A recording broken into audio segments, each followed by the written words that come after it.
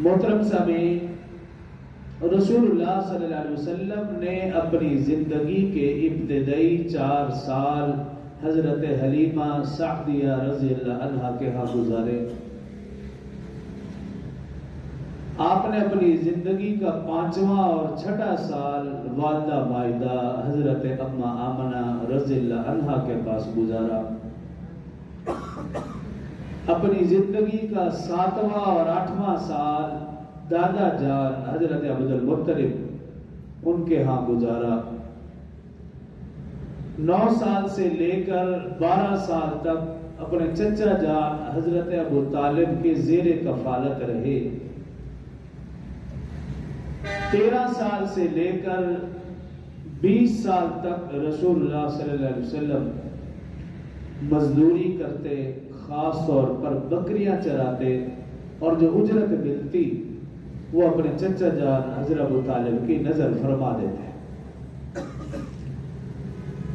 20 سال سے لے کر 24 سال تک رسول اللہ صلی اللہ علیہ وسلم نے وہ پیشہ اپنایا جو کہ قریش کا تھا، یعنی تجارت۔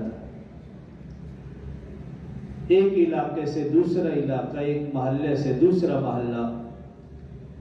اور اس دوران ایک مرتبہ اپنے چچا جان حضرت ابو طالب کے ساتھ ملک شام بھی گئے، لیکن راستے میں بصرہ وہاں پڑاؤ کیا تو وہاں کے جو بحیرہ نامی راہب تھا اس کی پیشین گوئی کے مطابق اور حالات و واقعات کے مطابق حضرت ابو طالب نے اپنے بھتیجے حضرت محمد صلی اللہ علیہ وسلم کو بصرہ سے واپس مکہ بھیج دیا۔ ایک علاقے سے دوسرا علاقہ، ایک محلے سے دوسرا محلہ، رسول اللہ صلی اللہ علیہ وسلم نے جب تجارت فرمائی تو آپ کی امانت، دیانت، صداقت، شرافت، ذہانت، فطانت، خوش اخلاقی، راست گوئی، وفائے عہد، یہ والی صفات جب نکھار کر سامنے آئیں تو ان صفات کا تذکرہ گھر گھر در در ہونے لگا، یہاں تک کہ یہ چرچا مکہ کی سب سے بڑی مالدار خاتون اور وہ خاتون جو کہ طاہرہ کے نام سے مشہور تھی، پاک دامن، بے مثل و بے مثال تھی، ان کے گھر میں اور ان کے در میں جب رسول اللہ صلی اللہ علیہ وسلم کی خوش اخلاقی کا، بلند کردار کا تذکرہ پہنچا تو انہوں نے پیغام بھیجا کہ میرا مال ملک شام لے کر جائیں۔ رسول اللہ صلی اللہ علیہ وسلم نے اپنے چچوں کے مشورے سے پیشکش کو قبول کیا۔ ساتھ حضرت خدیجہ کا غلام میسرہ بھی تھا۔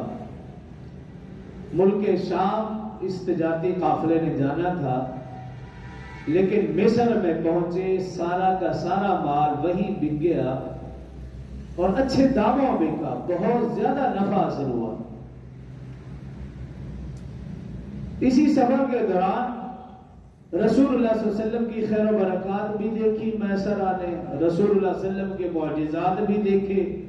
نستورہ نامی راہب، ان کے ہاں جو معاملہ ہوا اور پیشین گوئی کی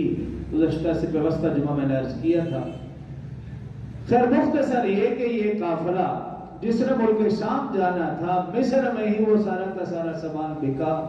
اور یہ قافلہ واپس مکہ کی طرف رواں ہے۔ اتفاقاً جب یہ قافلہ مکہ داخل ہو رہا تھا، حضرت خدیجہ رضی اللہ عنہا اپنے گھر کی بالائی منزل پر تشریف فرما تھی اور اس آنے والے قافلہ کا نظارہ خود کر رہی تھی۔ یکایک ان کی نظر پڑی کہ بادل کا ٹکڑا ہے اور اس قافلے میں جو نوجوان ہے محمد صلی اللہ علیہ وسلم، اس پر اس نے سایہ کیے ہوئے۔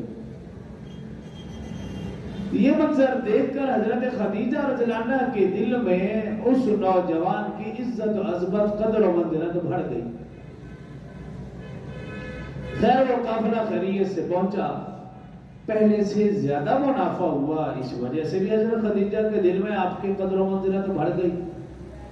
اور پھر میسرہ نے خیر و برکات بتائی، معجزات بتلائے اور قدر و منزلت بڑھ گئی۔ مختصر یہ کہ حضرت خدیجہ رضی اللہ عنہا جن کی عمر 40 سال کے لگ بھگ ہے، بیوہ ہے،